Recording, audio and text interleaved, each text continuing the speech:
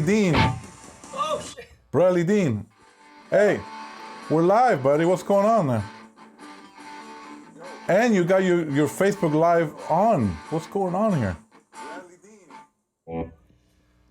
What is going on? Are you jamming right now? We're live already on Facebook, my friend. Sorry, did I interrupt you? Maybe just a little. Did I interrupt you? I did. I think I did. It's all right. Hello, everybody. Facebook. What's going on? Yep. There's Bradley Dean. I guess we interrupted your jam sesh. Okay. I was trying to kill time before we. That guitar was made by my next door neighbor, Pablo Oliveras. Oh yeah, that's cool. It sounds killer. Yep. Say the name again of the guitars because I cut you off by accident. It's Valoy Guitars. Nice. First one made. Really? Yeah. They sound killer. What are you running it through? Right now it's running through what? Got it running through a Marshall JCM 800 amp, which is powering a 212 cabinet that has vintage 30 Celestians in it. Nice. Yeah. And then it's going, what mics are you using on it? It's a 47 and a 57. Nice. Yeah. Through your Apollo?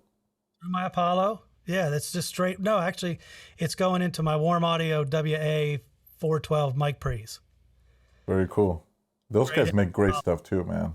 No EQ, no anything, just straight to the pre's. Oh, I love it. It sounds good. Well, it seems like you have a collection of guitars behind you anyways. Well, two of them are not mine. Okay. There's a Frank Jones. They belong to Frank Jones. He's actually recording here with me in a band called The Arrival. Uh-huh. So he's got a gold top and I think it's a Iced Tea Burst, I think is the other one. And then my two, one on the left is a Les Paul Kalamazoo model, which is one of 1,500 made. It's a 79. My dad bought it for me when I was, 17 then? Yeah. Yeah. I wasn't born then, but okay, I believe you. Then there's Hamer Thunderbird body basses back there. Those were made for me when I was playing. I've got a few instruments hanging in here. You were in the band, and I don't want to butcher the name of the band again, but what band were you playing guitar on or singing and when you were a rock star? The very first band was Rat Salad, and then I joined a band called Kicks, and then I joined Wrathchild, then Souls at Zero, and then Back Alligators. Which one was the most famous one out of all of those? Kicks? Was it Kicks or? Yeah, Kicks was popular. Of course, they got more popular after I was gone. Not because I left, but just because that's, it was the third record and the big hit was on the third record. But, yeah, I guess. I mean, Wrathchild did good. It's just, we had a larger audience than we had a record buying public for whatever reason. Whether it was the label, I don't know. But that's it. That's cool. Well, today, since we caught you jamming, fortunately the topic is guitars, so we can discuss a little bit about that. I like that you were playing those guitars made by Pablo. That's pretty cool. Is that usually your go-to guitar, like a Les Paul kind of? Yeah, I love Les Pauls. It's my favorite guitar. For rock seems to be like the... Yeah, to me, that's like the guitar of my childhood. I saw Joe Perry and I saw Jimmy Page. It was like, Les Pauls. Like, I think with the very first act that I saw play live when I was probably 10, maybe, the guy was playing a black Les Paul. And I said to my dad, I want that guitar. I want to do that. Yeah. And I mean, now I have a black Les Paul. It took me a while to get it, but yeah, it's just that guitar says rock and roll to me. That's the one. Well, that's the same one. I mean, Slash uses Les Pauls, and it was pretty amazing when I got to mix him and the tone that he gets with his guitar straight up. Just plug it in, crank it up, let's go, That's it. That guitar's plugged straight into the amp. I mean, there's something about that I think, and I know that's something that we're probably going to elaborate as we go through today's episode, but that sound that is the most natural most organic, simplest way of getting it. You just plug in, turn it up, and you get a certain tone. Yes, there's emulations. Yes, there's software, but there is something to say about that particular sound that is just direct, straight in, nothing in between, or it's like the AC/DC sound, all that kind of guitar straight in. Gibson Sg. There's another fine instrument. Yeah. I mean, Angus Young, one of the first guitar players I heard, blew my mind. And that tone also, that tone is pretty, I don't know, man. It's not even as distorted as some of the other they're a rock band, but when heavy metal came out, it's not even as distorted as that, but for some reason it sounds even bigger. Yeah. Yeah, his amp is not that distorted. No, it's just overdrive. It's like a lot of overdrive per se, seems like. It's not like just super distorted, like very, like heavy metal. It's just a different kind of tone. But to me, I mean, that's something that makes a big difference. I mean, I've been fortunate enough to experience both, have the whole transition of using amplifiers with band members and anything from like the rock guitar players, like we were talking Slash, that I had the blessing of working with, and all the way to like Smash Mouth, Greg Camp, an amazing guitar player. And when I first started working with him, he used to use AC30s, I believe there were just a couple, and their specialty, and his specialty, I should say, his sound is very vintage and very like old school, 60s, and he captures all those sounds with not one digital pedal. It's like everything's just organic, and it's got the old reverbs and delays and slap delays, and he's doing everything just live, not with just a touch of a button. Everything's there. Everything's plugged in and coming through the amp. And was it exactly the same every day? No. But did it have his signature sound? Absolutely. Every night, every show, there was a certain signature sound. It wasn't exactly the same. Every now and then I would chase levels, and that happened with any guitar player that it wasn't, running a pedal, So that's a plus, I think, in some ways. That's it kept us on our toes, trying to like make sure the levels were all good and everything, but it's a certain sound, man. It's a certain sound. Only a certain sound. And how, you talk about keeping you on your toes. I mean, remember mixing in the club days, and you've got the full back line on stage, and the guitar player is just raging. And that guitar amp sounds so good, but it's so loud, and you just have to mix around it. And you don't have enough PA to go over that sometimes. Oh, so that's where I used to like stand out in the middle of the floor, and I would have the band play, and then I would try to get the level on stage to be as even as I could. Yeah. And then I would back out front and supplement that mix with the PA. Yeah. Vocals and a little drums or something just to fill it out, because it's kind of difficult to actually ramp the guitar up in the system when it's already, tearing your head off inside the room. Yeah, but it's an important thing to work with him too. Like in those situations, of course, we're going back a little bit, but in those situations where you're in a venue, it doesn't even have to be a club, because, like I said, this band that I work with, where Slash was in it, it was Kings of Chaos, which I think we spoke about them before. It was basically Guns N' Roses without Axl, so it's the full band. Duff is playing bass, and you got Gilbert Clark on stage right and everything, and it was like a wall of sound coming from that stage, man. And we played this. It was a tour in South Africa, and we played, like medium-sized arena. It was like a 10,000 seater maybe, and it was so loud coming from the stage, and I was like, do I really go to Slash and tell them to turn it down? Do I really go to Duff and tell them to turn it down? I'm not sure if I want to do that. They were sweethearts to work with, don't take me wrong. It's just, there's certain things that you kind of don't try to do. Or I did see the opportunity maybe to work it out with the techs a little bit. Oh, let's try this. Let's lower the level here a little bit, just because we're getting a little bit out of hand. And they will work with us. They will really certainly try. But there's a certain comfort zone that they have that, and the way the guitar reacts at a certain volume for them, for, I guess, feedback, and sustain, all those things. So at some point we just got to let it be, and it's not a bad thing because the big pictures just sounded amazing. You know, it was one of those things that's when the magic happens. Speaking about not wanting to ask somebody to turn down, I got to mix the Colt. Oh yeah. Well, Billy Duffy his amp is on stun, and it sounds incredible. And of course, you know, I'm thinking, man, if I could just get him to turn down a little bit. And of course, I'm talking to the backline guys, and they're like, "How is everything?" I'm like, "Everything's great. It's just Billy's a little bit loud." And they're like, "Whatever you do, don't ask him to turn down.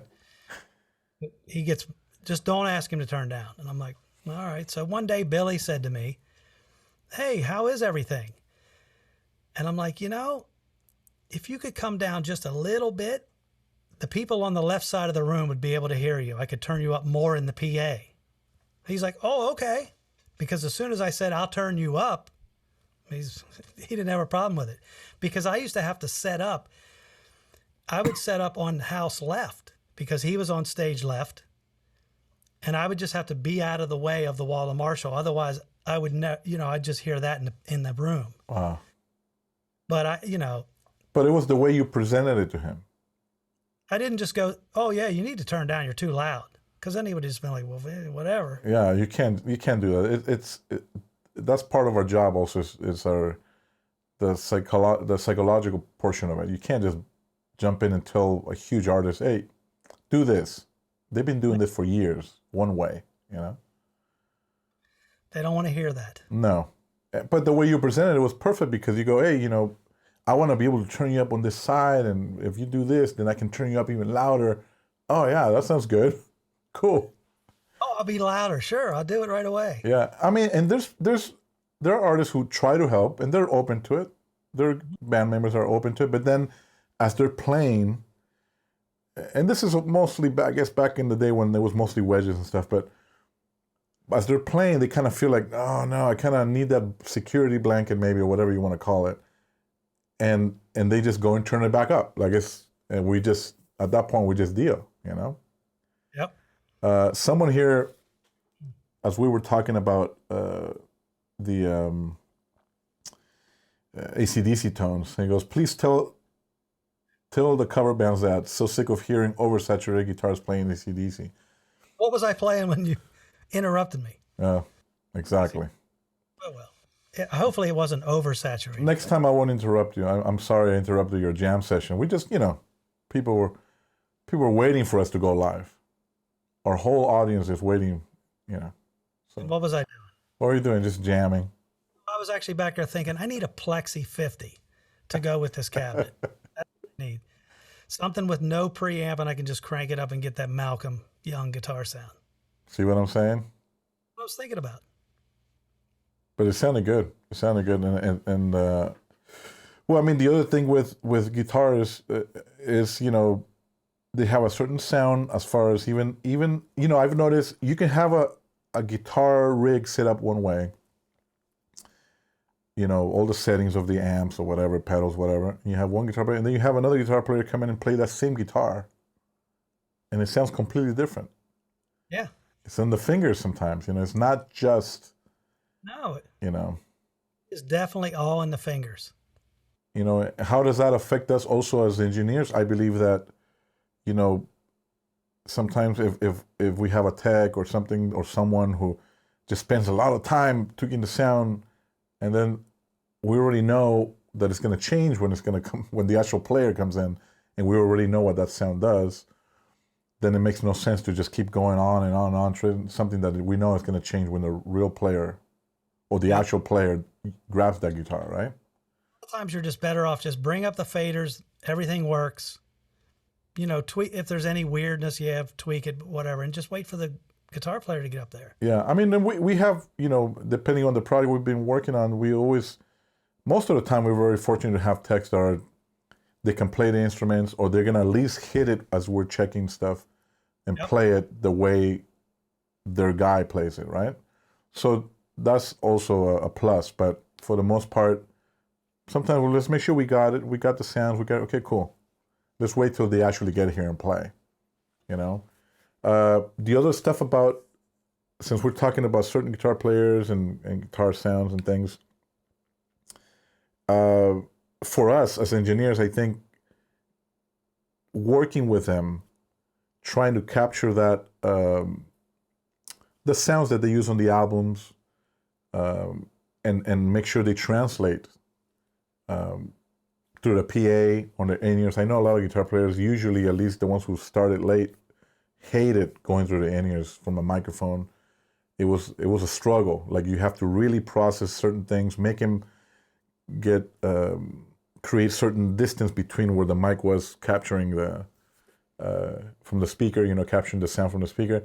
It wasn't a pleasant sound to hear it so direct in your ear. So, I used to add, play with reverb really short just to create space or kind of spread them out or whatever. But getting those sounds is important. I think it's in working with them, not just in volume, because now you and I, as you know, with Enrique, we don't have an issue with volume with guitars.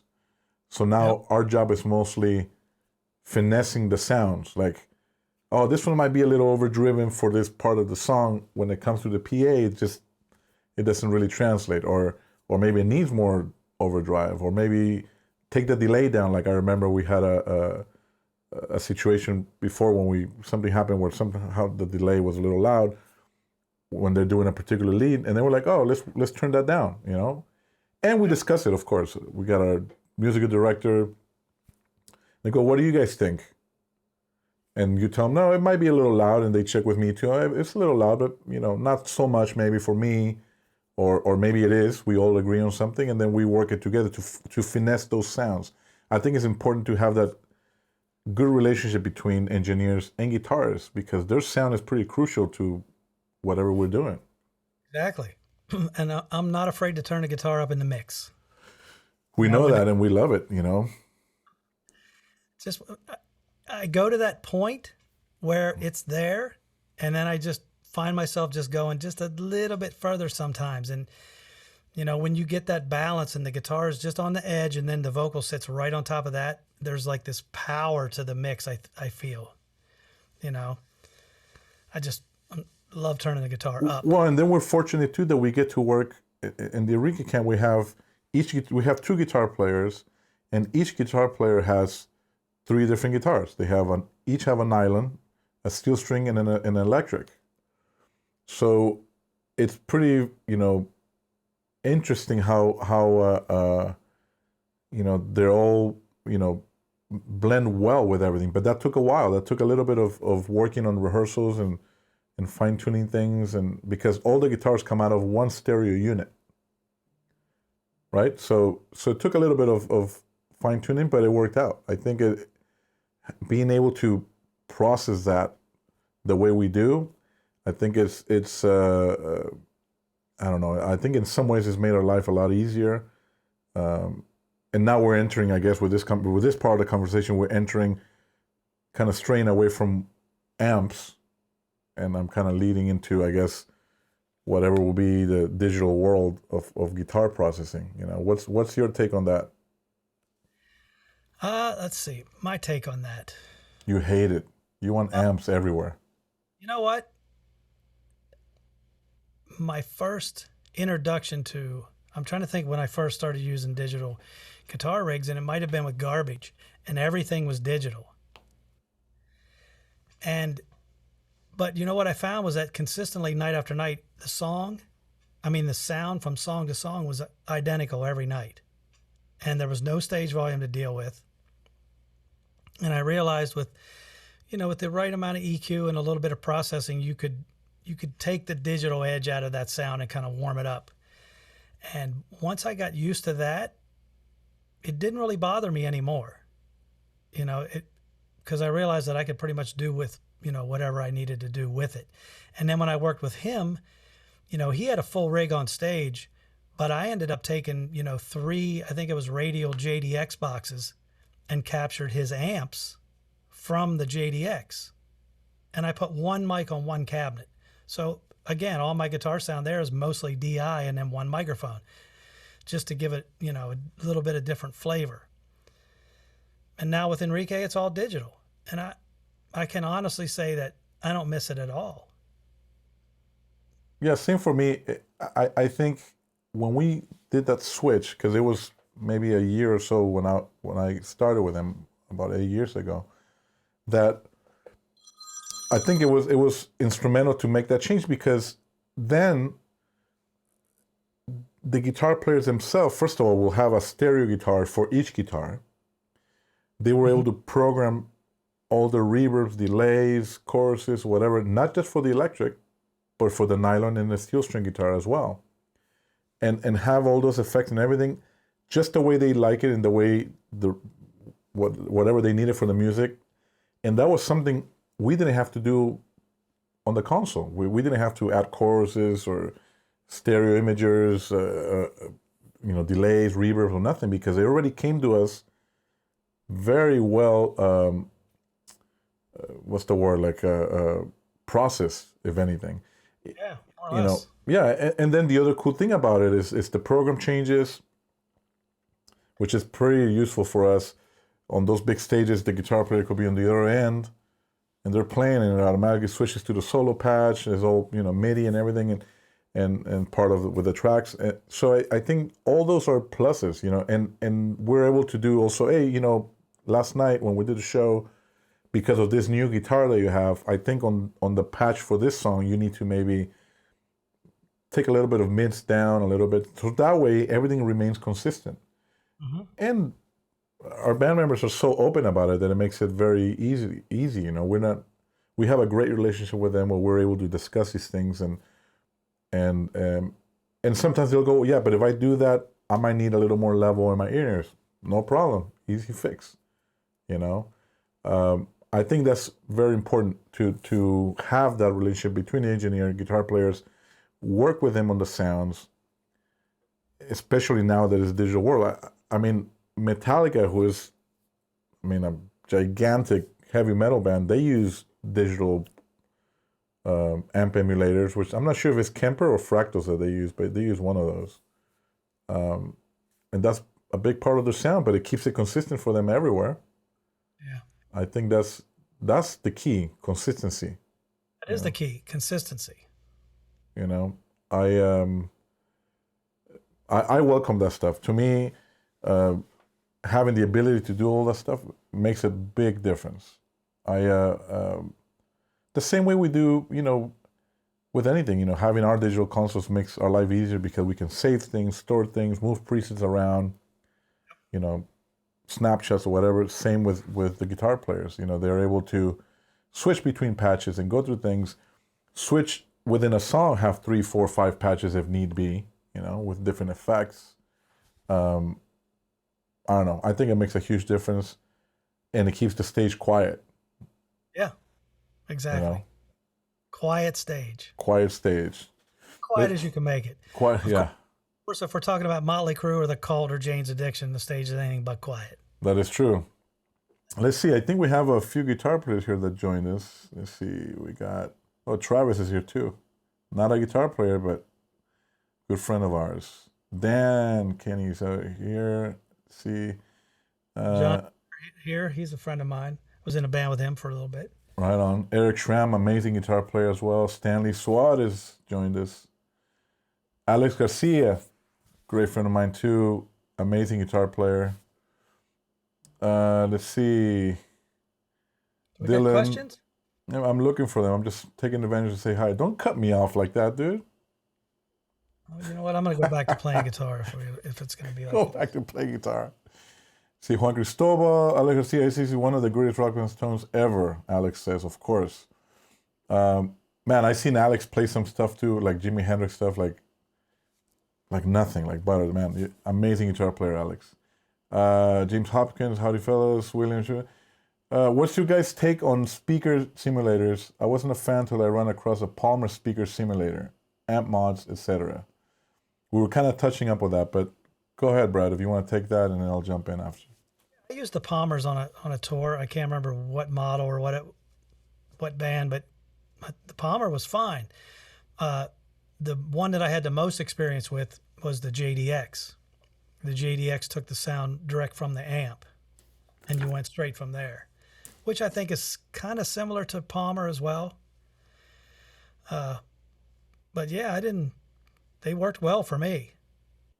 You know, I think I used red boxes too. Do you remember the red box? Not sure. Who made it? But I want to say when I worked with Machine Head, we had red boxes, and they had all like 5150 amps and the red box. And the red box sounded pretty good too, but it almost had that DI sound. Yeah, a little like a buzzy sound. I don't think the Palmer and the JDX had that sort of sound. It was a little more natural and open sounding. Well, I think in general, all these companies have figured out how not to have that sound. I mean, that I think the emulations are really good. Fractals are great, and that's what we use. Kempers are also great. I use those. We use Kempers with Gwen. We use Fractals with Enrique. When I was with Tear for Fears, they had these Line 6 Yeah. amps, you know. So they had the brain built in, but it had 2 speakers on it too, and they sounded great. I mean, they didn't run it super loud anyways, but they were mic'd up and they sounded really good. And I don't know, to answer his question as far as what do we think about that stuff. Like I said before, I personally welcome it. I feel that a lot of times, you know, if we have an amp, great volume, great tone, we put a mic on it, and then we run it through our processing or in the console, whether it's EQ, compression, whatever it is. And the way it comes out, like we're trying to emulate something from the album, whatever, the way it comes out is already kind of processed.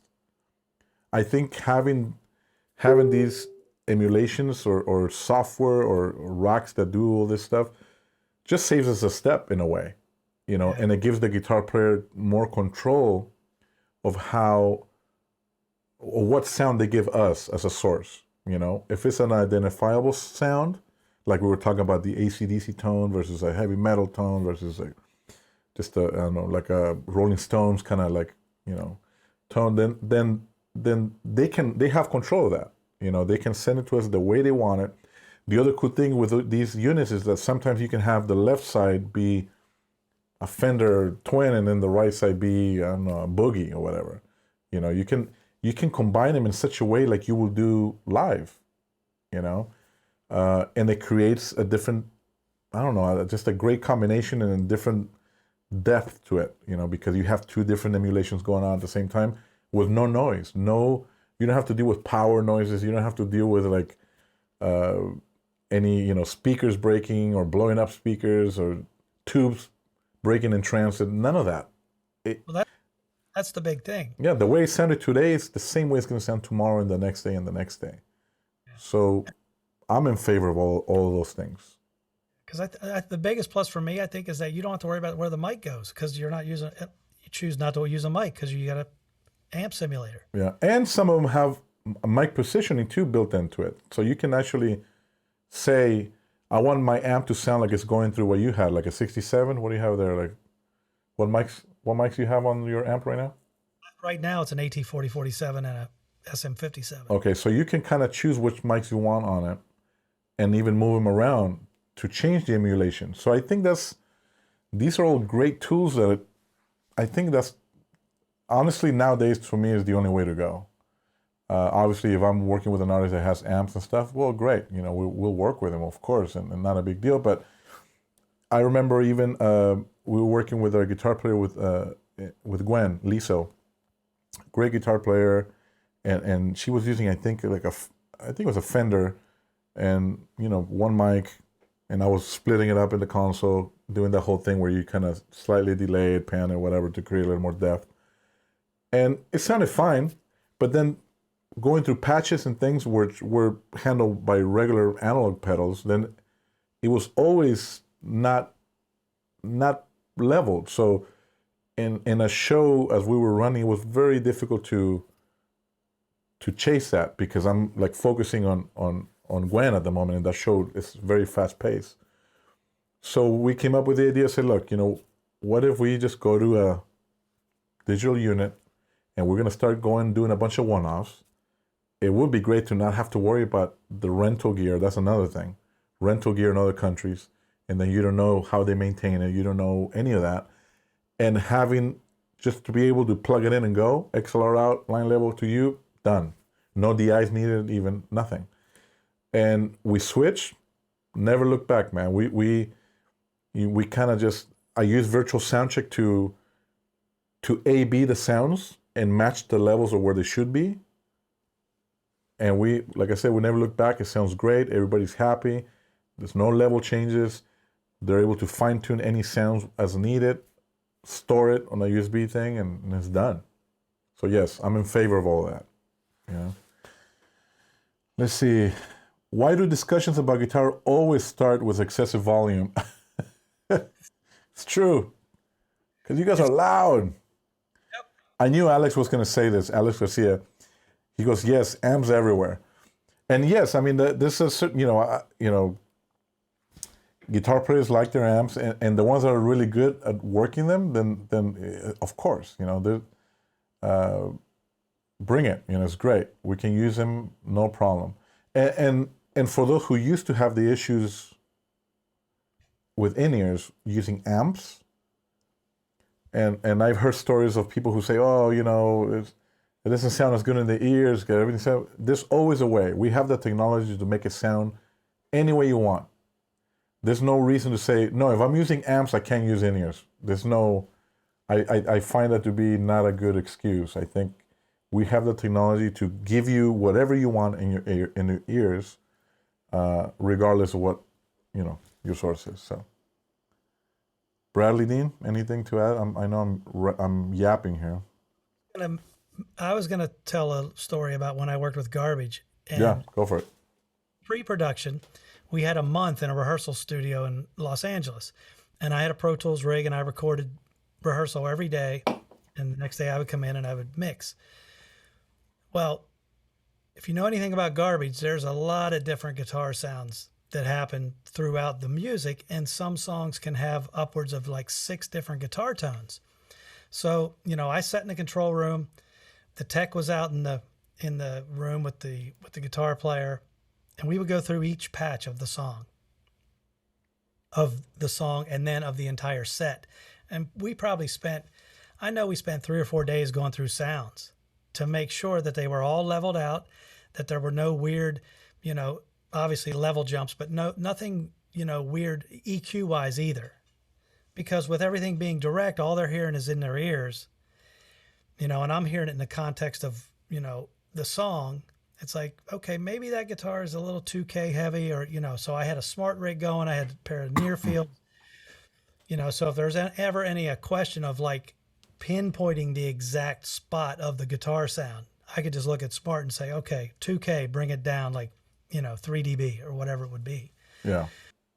And, but that's something I think you need to do when you come through the digital realm, is that just the whole taking the time to make sure that all the patches are, that there's no surprises. Yeah, but you're able to do it though. You, from an engineering point of view, and also guitar players who spend all this time in the studio that know about a little bit about engineering, if not a lot of it, then they're able to say, you're able to tell them, can you bring down 2K down on this patch?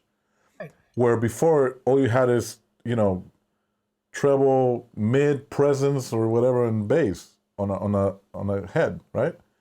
Yep. This way you can get very detailed. Or if you want to add compression, maybe can you soften the attack, and they can do that, So all those things, I think, and being able to speak the same language with them, and them to us also is a good thing, And that's the only way that it will ever work with Enrique, with having a steel, a nylon, and an electric guitar all coming down a stereo pair. Yeah.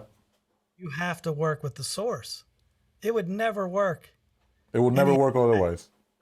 Yes, we could sit and program every little song to change what's coming at us, or we can go and change the source so that we remain consistent. Well, in our case, it's stereo. It's just one stereo line. So exactly. Yeah. Because when I do my class and I talk about, hey, Enrique has 3 different guitar sounds, and I bring them all down a stereo pair, and this is how I process it, and it's so minimal, and then I'll play the electric to the nylon to the steel, and not change anything, whether it's a plug-in, I don't change a thing from song to song, and it's like, that's because we worked at the source. The source is changing. I put like a global sort of EQ and compression on the channels, and that's how it rides. Yep. You know, but that's because of the work that we've put in before with them, with guitar players, musical director, and and us. You know, you got to do that in the digital world. you have to. Stanley has a question here. First, he says he left the chat. That's pretty cool. Thank you, Stanley, for joining us. What is Stanley, your a few guitar players, didn't he? Oh yeah, he does some cool stuff. Devin Townsend. Yeah. And then so he goes, what is your take on ISO cabs? I don't mind an ISO cab. I mean, there's a bit of consistency there as well. Yeah. It keeps it clean. If you put the mics are inside the cabinet, and Keeps like the you say, it's volume ISO'd down. off, so Keeps the stage level down. yeah, keeps stage level down. I like that too. You know, I've seen acts do it. I haven't really necessarily used it. The most I've ever done is face cabinets the other way. Either face just one small one to my guitar player and face the other ones backwards. Yep. And those are the ones that I mic, the ones that are a little louder. But as far as having isolated, I've seen artists that have it either under the stage in a box and mic is built in and everything. I think that's great. You know, anything that helps the big picture, I believe is great. Like if between the musicians and engineers and production people are helping make sure that the sound is great for everybody, including the performers and the audience, I think it's a win no matter what. So yes on ISO. James Hopkins says Rothschild was better and bigger than Metallica in my eyes. Well, I don't know about bigger. You have a fan. Different. Alex, yeah, love you, buddy. Let's see here. He checks in them out. John Turner, 2 notes torpedo makes a good one. Let's see, huge kind of red box. Press through. Do you see any questions that you want to answer here? Groove Tubes makes an emulator too. Groove Tubes, I haven't heard that they make an emulator, but I guess they do also. I don't see a lot of questions. Not a lot of questions, a lot of comments. That's good, though. That's good. Answering all the questions before they get them out of there, before they type them out. Let's see. With a proper sound crew, you can take a 15-watt amp, mic it, and it will sound like a massive setup. Of course. Yeah, everything's possible. Have you used an amp for? Let's see who else. Ivan has a good question there. Go for it. Can you share some examples or tricks to have a nice stereo image, or simulate this also when you have a mono source? Yes, I can. With Garbage, we had a mono source. Each guitar was a mono source. So what I did was I double patched the input, and then I put, I think, a 20 millisecond delay on one side. And that was enough to spread it out and give it, it was like a pseudo stereo image. And I mean, that just pushed it all out of the way for Shirley. And I did that for every song. It was like automatic. And I did it again. I did it again with him, with Lindy's rig, because he was using he had an amp, and I had a mic on the cabinet, and I had a JDX on the same amp. So that's a mono source. I did the same thing. I split those, panned them hard left and right, and 20 millisecond delay. So you always have to pan them when you put the delay on. And that does it. I mean, you can experiment with the delay. Maybe 20 milliseconds is too much. Go down to 10, whatever works for you. It's going to change a phase a little bit, but it was never enough that it bothered me, I didn't think. No, because they're far apart, because you're keeping them pan anyways. Exactly. And then what else I would do is I send it to a group, and then I put a Brainworks Digital V3 on the group, and I put it out another 130%. So my guitars are always pretty big and wide.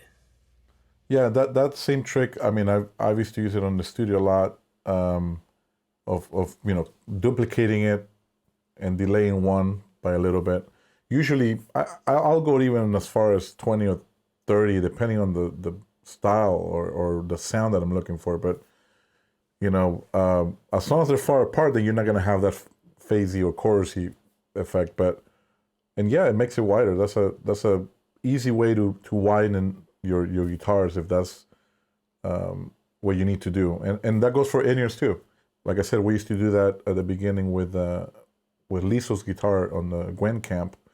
That we just needed to. It was just one mic coming to me, but I wanted to kind of widen it for Gwen's mix and for everybody's mix or whatever. So same thing, copied it, delayed one side, and then on top of that, I also added a verb that was very short, more like an early reflection kind of thing, very short, and I blended sort of a mix in there. I made it like, like the wet dry thing. I just had it like at maybe 10%, 15%, and all of a sudden just added a little bit of depth, so it doesn't sound so dry, in their in-ears, because in their in-ears they already feel maybe claustrophobic and stuff. But Mike Young makes a comment and says some people resist in-ears, but they miss that it can make them a better player and singer. I agree. I think if it's done the right way and used in the right way, it's very beneficial to any performer. I think a lot of people confuse. A lot of performers have the issue with volume. They think that for them to feel something, they need to crank it. And once they crank it, they get a lot of other noises and a lot of bleed and a lot of it just gets loud. And then they get ear fatigue, and then they can hear. They're going to turn it even louder. So louder is not better. That's definitely my philosophy when it comes to in-ears. Gucci Barra joined. What's going on? Jason Reynolds, Jim Hodges. Always about the source, Eric Schramm says. You can't polish a turd. Do you find isocaps to be low, mid, heavy? Oh, kind of, he's following up. Eric Schramm is also following up on Stanley's question. If we find isocaps to be low, mid, heavy, personally, not too much unless the mic that you're using is capturing a lot of the cabinet itself. But if you close mic in a speaker, yeah, I don't feel that it affects too much of that. And if it does, then you can always notch it a little bit. But that sometimes there's a trade-off. I think sometimes that's a trade-off that you have to work around. What do you think, Brad? I agree. You agree? You don't have to agree with everything I say, damn it. I'm gonna agree with that statement. You're gonna agree? I agree. Yeah. Shams, China used to use a pair of cabs turned away from the audience and cranked up for front of house. Yep. That's what we were talking about earlier. Eric Schramm, great guitar player, good friend of mine. I believe he used to tech for Citriani. So that's why he knows some of this information. And my headphone cable keeps falling off for some reason. 1 second. Sorry, guys. Have either of you mixed with bias effects to get clean recordings or reamp? Have you? Nope, I have not. I have not either. Nope, I've heard about it. Yeah, I have not done that, but we're going to look into it for sure. See, this is what I like about this. The other day, Danny Munoz, he also asked us a question about a certain software that Plugin Alliance released. And even though we're Plugin Alliance users and lovers and we use most of the stuff, somehow we weren't too familiar with what he was talking about. And we went and looked it up after. So we're not just here to share information. We're also here to learn from you guys. So we love that. We love feedback and we love information of things that will make us better engineers. And we can always look things up. We can always learn from that. In fact, when we were done from last episode, I called Danny right away. He was like, what was that thing that you were asking about? Because I think I know what it is, but I'm not sure if that's what you were talking about. And then we were talking about it. He goes, oh, yeah, I seen it, but I didn't go deep into it. And when he explained to me what it was, I was like, oh, man, this is going to be it. So we also learn from you guys. So thank you for that. VJ says, I think that some ISO cap setups can be built up the low end because it's in a box. True. I can see that. I think Phil X had the issue with Bon Jovi. Yeah. I mean, I guess it depends on how the box is built, Let's see. Feedback Busters on acoustics and any thoughts. Bob Seger hates him. I'm his tech. And hey, Brad, I kind of knew you back when I play guitar for the Point in North Carolina, the Switch.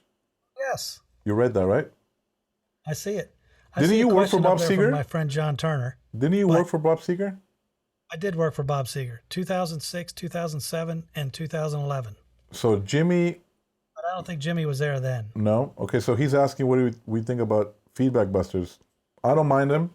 A good guitar will sound good no matter what. I mean, it's the price we have to pay for having a massive PA next to him, you know, Yeah. the volumes that we gotta perform and screaming fans in order to turn up that loud. You kind of need that sometimes, Sometimes you do need them. They right? do change the tone of the guitar a little bit, but You kind of what? they change the tone of the Oh guitar yeah, some. yes, they do. Yep. But luckily we were able to. I don't think we have him on all of them. Do we use him on the steel strings only, or have we not used him at all lately? I don't think we're using them. But we have. I remember we have because we used to have. I don't think we're using them Issues. on the steel string. But I think it's because again we have the pedal and we're able to really fine tune frequencies that could take off. Those are gone, filtered, and everything. So yeah, you're right. We haven't been using those. I guess we've been home too long. I don't remember. So John Turner has a question. Yes, go for it. What are some good alternatives for a Royer R121 microphone? Well, I've used an R121 on horns. I don't know what I would compare to an R121. Me neither. I mean, I'm a big fan of large diaphragm condenser microphones for guitar. And You for know, your what- voice, apparently. What's that? And for your voice too, apparently. No. I mean, Warm Audio makes an 87, which I just got, and sounds incredible. You know, has the 4060 and the 4050 and the 4047. Those all sound great on guitar. I know Coles makes a ribbon mic that sounds really good on guitar as well. And I think AT also has a ribbon mic. I think it's called the 4081, which I've used in here on guitar, but I also paired it with a couple other microphones, but it sounded good as well. But that Royer mic is definitely a good one on guitar. Something about the mid-range with that microphone. Sounds great. And I think it's good to have combo mics. I mean, I like combo mics. I think it's good to have two colors, combine them to create another color, or sometimes in a certain moment for the verses use one color more than the other. For the choruses, use either the other color or both. You know, like I think it's great to have a combination of. Gooch, good friend of mine too. He was our drum tech with Tears for Fears, amazing drummer, musician. So he goes, in the studio I've been recording more old school when recording guitars. Ribbon and a 57 on an amp. How do you feel about a hybrid, Kemper or Helix? Any suggestions or tips on that? Yeah, I mean, I welcome all that stuff personally. Get the real thing mixed up with, as you're recording the amp, record also a Helix or record a Kemper, or just record the DI and run it through, you know, whatever software of your choice in your DAW, you know? Mm-hmm. You know, or reamp it, or do it. Yes, I mean, what do you think about the combo of the real guitar with the emulation? Well, why not? I mean, with the real guitar, and you put the mic in front of the cabinet. I mean, you're moving a little bit of air. I think it's a little bit different sound than a Kemper. I mean, in Universal Audio, I've played with some of the amp simulations, and they're great and they sound good, but I don't know, there's something about the amp sound to me that's just it's different. Maybe it's not better, but it's different and I like it. You know? I mean, why not have a mixture of sounds that you can pick from later on? Yeah, I think that's a good question, because I think because you're not short on tracks or anything like that in your DAWs anymore. I think if you have an idea that you might want to experiment with something, why not just do a hybrid? Now, if it's in a live situation, same thing. You know, now we have plenty of inputs, not an issue. If you want to have an amp and also running through a Kemper or a Fractal, a Helix, whatever, then do it and blend them and or use favor one over the other depending where you need, Yeah. Microphones on guitar amps is a good subject, for Yes. sure. Yes. Didn't really get there, but now we are. Yeah. Because we don't mic amps anymore with Enrique. It's all direct. So Yeah. the fun for me in the studio here is to try different microphones and combinations. And It almost seems like a novelty because we haven't done that in a while. It's oh, you're miking guitars today? Like, exactly. But when you put the right mic in front of a cabinet and you get the mic in the right spot and you bring the fader up, man, it's, right away. It's like, yeah, that's it. see, you're gonna have to, when we're done with this today, you're gonna have to play us out too with some riffs again. Play out with riffs. Yeah, I think you're gonna have to. I think the people want to hear it. William asks, it says, I asked Brad years ago, like in '89, what he used for an amp. He said straight into an old CS800. I was baffled as a new bass player, was expecting a bass rig answer. Okay, well, my amp there was a PVCS 800 was the power, and there was a PV preamp. And that was my rig, believe it or not. And people are like, how did you get the sound? Like, where did that sound come from? I'm like, I don't know. It was that white Thunderbird back there on the wall. The the Hamer Thunderbird, loaded with EMGs. And where is it? One of these. Yeah. Oh, Carlos, hide. Called a pick. And when you put a pick across a bass, that's the sound. You're going to get in trouble. Shame on you. In trouble? Because I play with a pick. I don't even think Carlos is watching us today, but anyway, we love you, buddy. Busy with something else. Yeah, you got to have a pick. I mean, come on. I mean, okay, so that applies for bass. You don't have to have a pick. Well, you don't, but I think I like, for instance, I mean, we love our bass player, Joe. I mean, Joe Yu is an amazing bass player. So, not to drift a little bit, but he can play anything, just, fingers, he's all like this, and sounds amazing, right? It just has this great tone. And then he'll switch to a pick, and he will have another really good sort of aggressive tone to it, but controlled in a way. It's not like he's going off the rails playing like heavy metal. It still fits nicely into whatever pop stuff we're doing. And that comes again to the musicianship. I think it's important to have that ability, that skill, that mindfulness to play to the music, no matter how you play, where you play it. Man, how many rock bands played ballads and the bass player had a pick? Boom, boom, boom. It's not like you can't play something soft or a ballad without a pick. So anyway. For me, I graduated from guitar to bass, and I played guitar with a pick, so I was going to play bass with a pick. I wasn't even going to pretend to want to play with my fingers. That wasn't for me. It was the sound of the pick. Let's see, what else here? 12-string bass. 12-string bass, King's X. Any thoughts? I have a feeling you have an answer for this, my friend. Go ahead. Here's my answer to that question, right here. Look at that. What do I think of 12-string basses? I love them. Just plug it in. No, here's the thing about the 12-string. Oh. You got to play with a pick. It's not the same with your fingers. No, hell no. So, there you go. Sounds killer. That's what I think of that. Dave Rooney, what's going on, buddy? Let's see. Oh, you know what else is a great guitar mic? Yeah, go ahead. 414. Oh, yeah. 414, you can do anything with a 414. 414s are great mics. Acoustic guitars, electric guitars. I use it on toms, overheads, anything, with snare. Okay, so here's a question then. Yeah.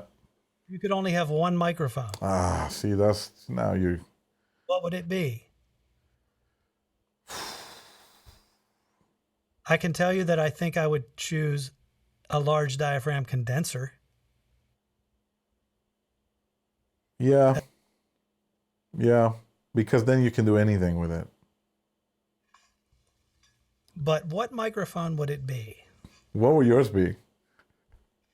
See, I'm reversing. I'm sending it back to you. I'm posing it as to both of us. I know. I And know. I think that's a tough one.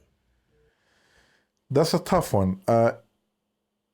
Because there's other things to keep in mind.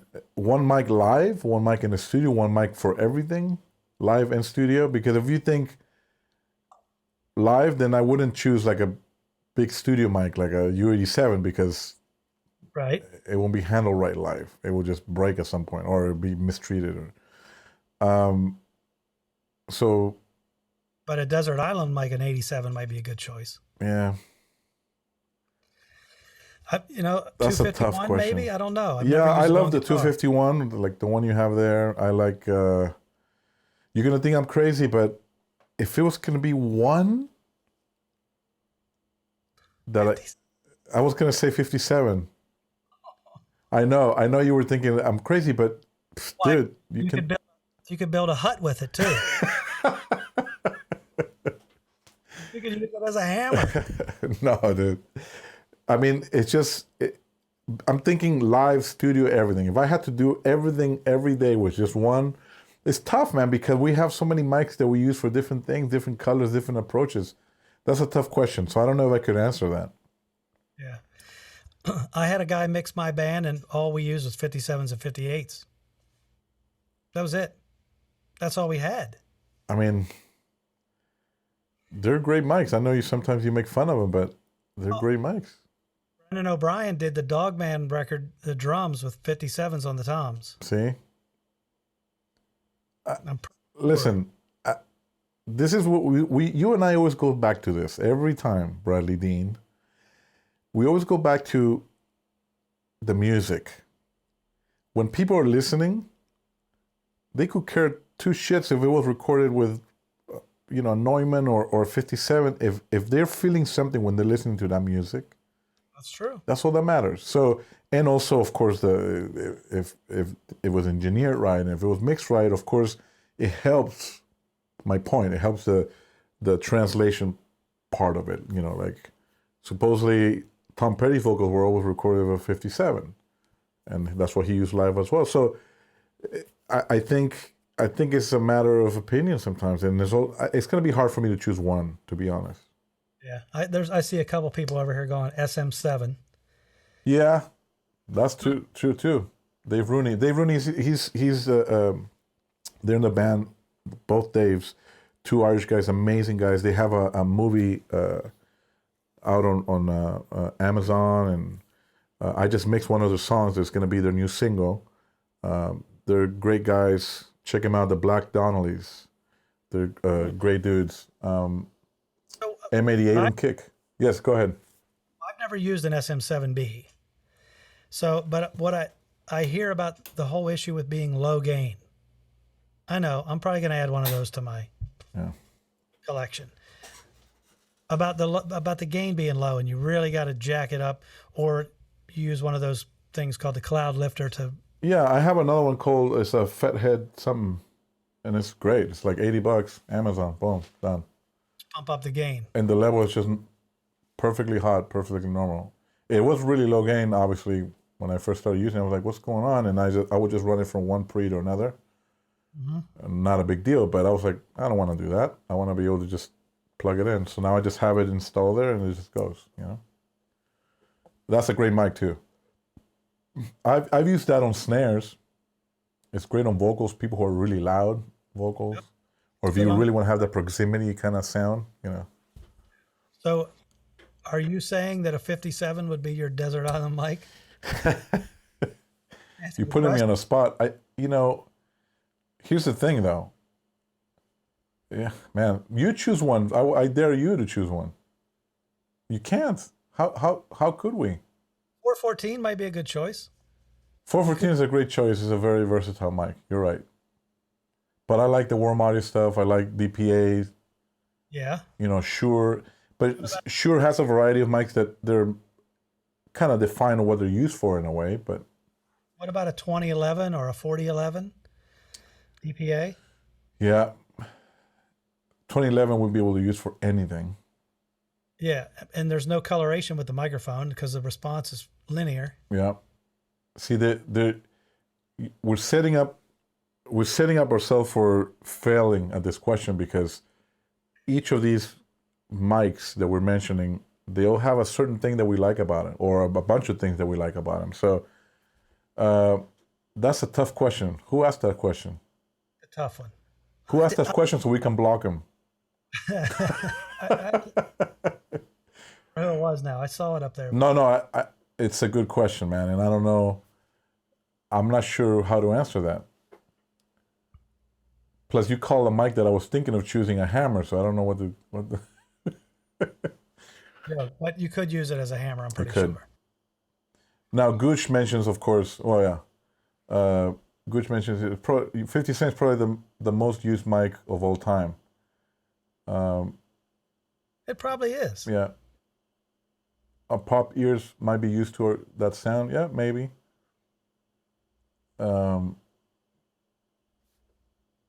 Let's see what else. Yeah, low gain. VJ says low gain. Yes, Chris Hogan. What's going on, Chris Hogan?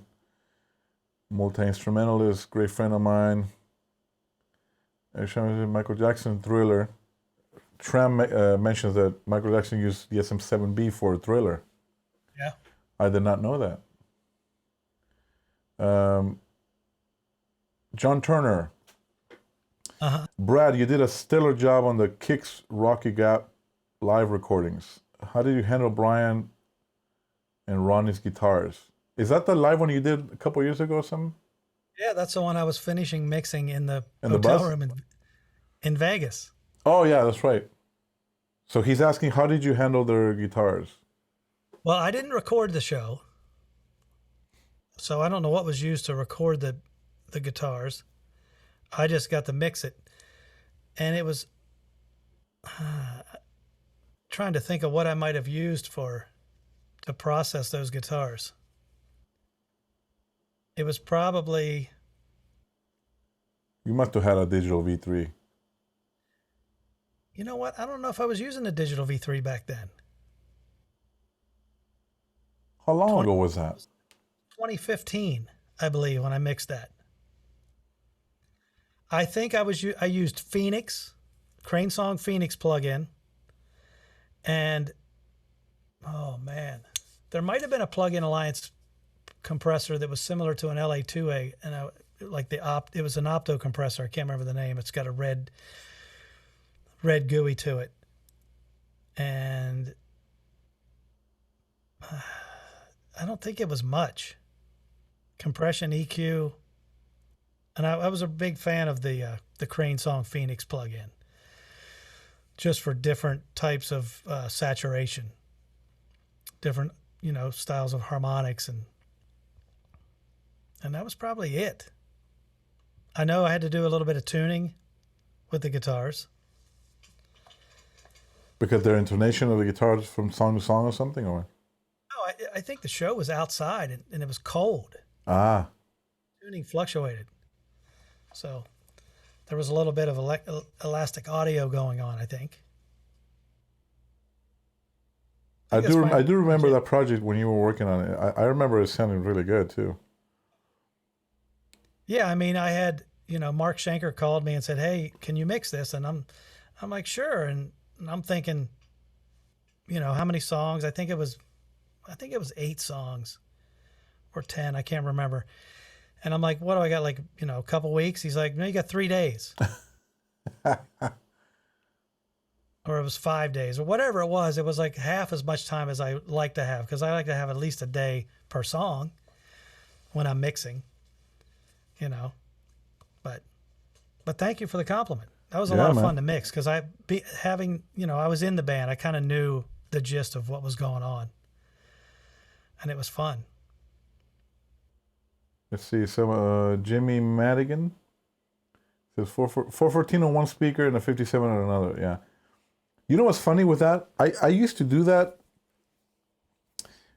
having either a 414, 57, or whatever combination of a large diaphragm and a 57 in different speakers, and then I grew out of that because I like having the source being from the same place. I mean, having the same source, because there's a risk of this speaker not pushing air in the same way as this one. That's one thing that maybe I'm crazy, but and also in traveling situations, you don't know how the back-end company is treating these cabinets, and I've encountered many times traveling and doing one-offs where you have a 4-speaker cabinet and one of them is wired out of phase, Yeah. and then you don't really notice it until you mic one and the other, and then you go to front of the house and they're like out of phase. You're like, how can it be the same cabinet? And then you move this mic to one, perfect.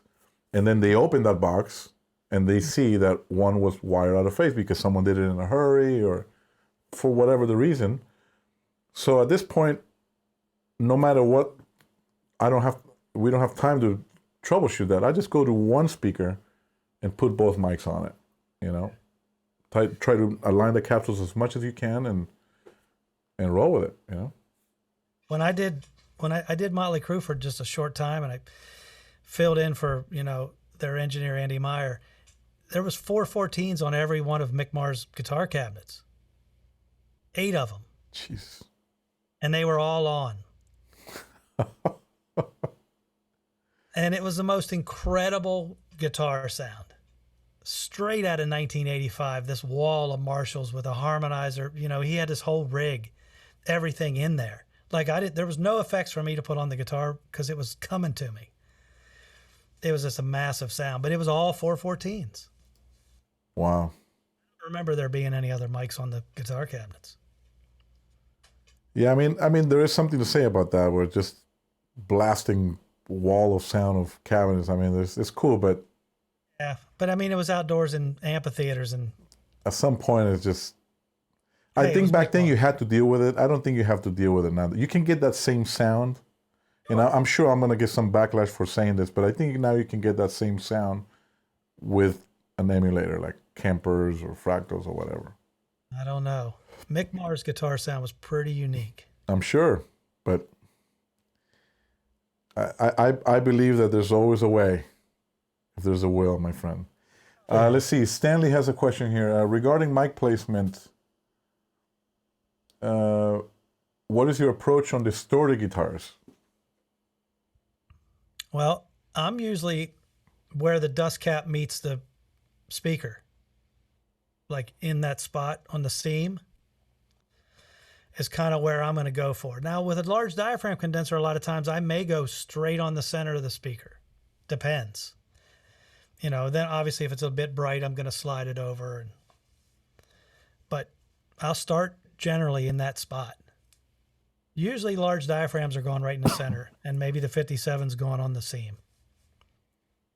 Maybe I'll go off axis with the 57. I used to do a couple things. I used to have 2 of the hammers, 2 57s, and put them like an XY, I guess, and literally just like this with the capsules perfectly aligned, and it will give me a little bit of depth. It wasn't like just left right. It will kind of give me a little more of this, right? So I kind of like that. People would always think, oh, that looks weird. Why are you doing that? But it kind of works for me, right? Then of course the usual, large diaphragm and a 57 or so, and same thing, kind of off the side a little bit of of the dust cap, right? So in that sense, we're very alike. In the studio, however, I used to not be so close to the speaker unless I was really looking for something really dry.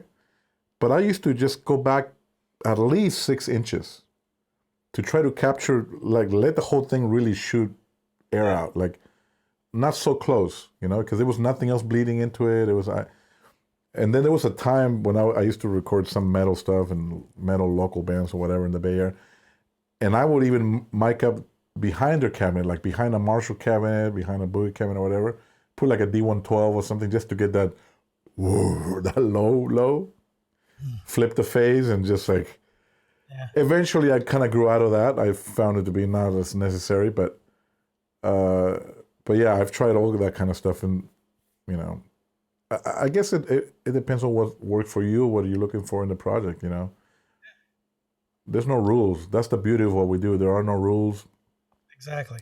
I know for live, one of my favorite guitar mic combinations was an AT4050 Yeah. and a 57. And a lot of times I would just use the 4050.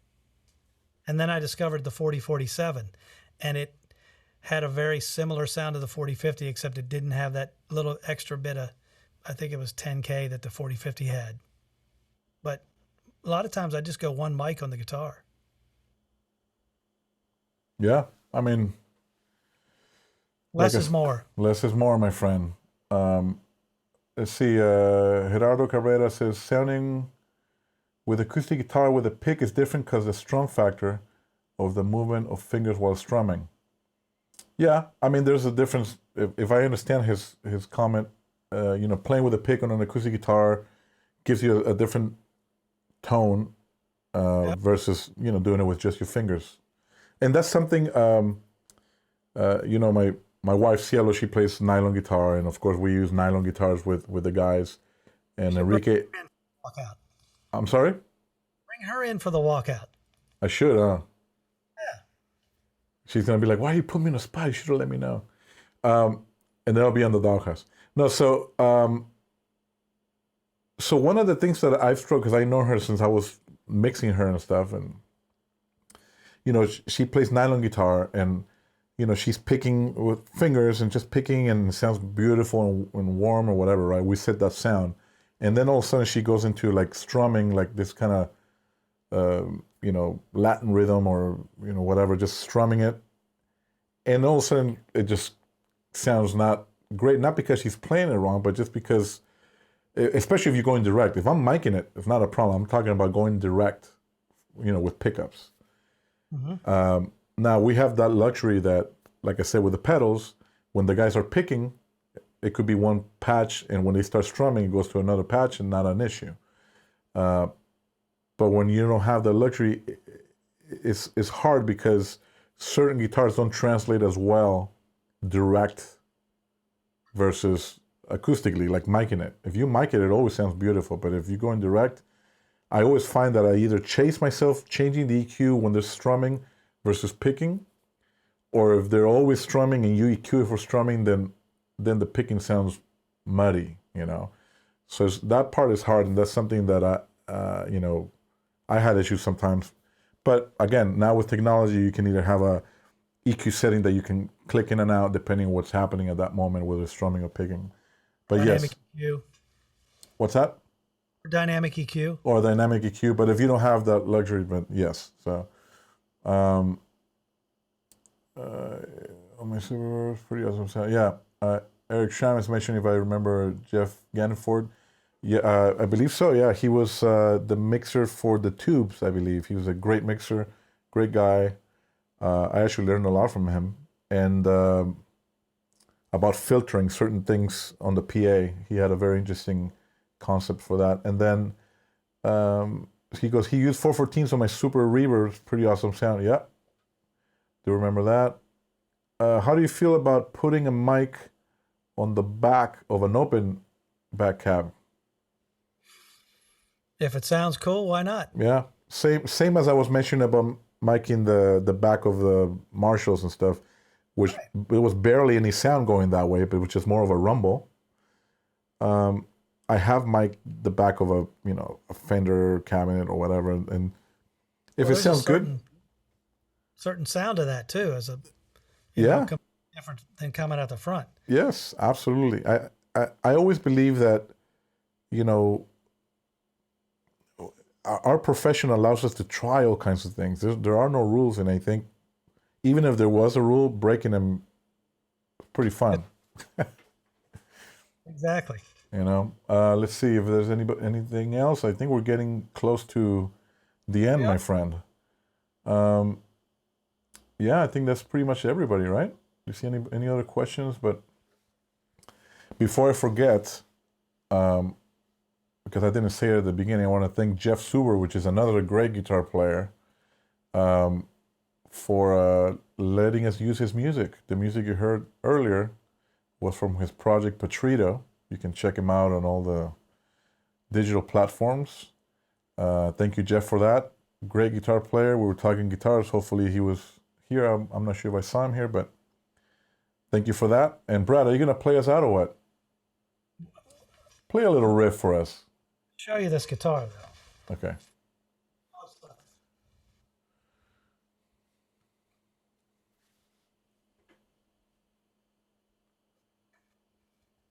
This is some fine craftsmanship right here from Pablo, my next door neighbor. Look at that. Is that the one you were playing? I was playing. That's beautiful. Beautiful. And this is it's a model of a 54. Gibson 54. Wasn't he set up in NAMM too? Didn't he have his booth in NAMM or something? I have a setup at NAMM, yes. Well, check him out next time. Hopefully there'll be a NAMM this time. I think there's only one of these. Ah, and you have it. I think it's got, I don't know if you can see it. There you go. What are you trying to show me? Because I remember I had to crop you to fit in here. Put my name on the truss rod cover. Oh, look at that. You put a little skull on there to match my skull ring. Look at that. Thank you, Pablo, for this fine instrument. All right. Well, with that. Listen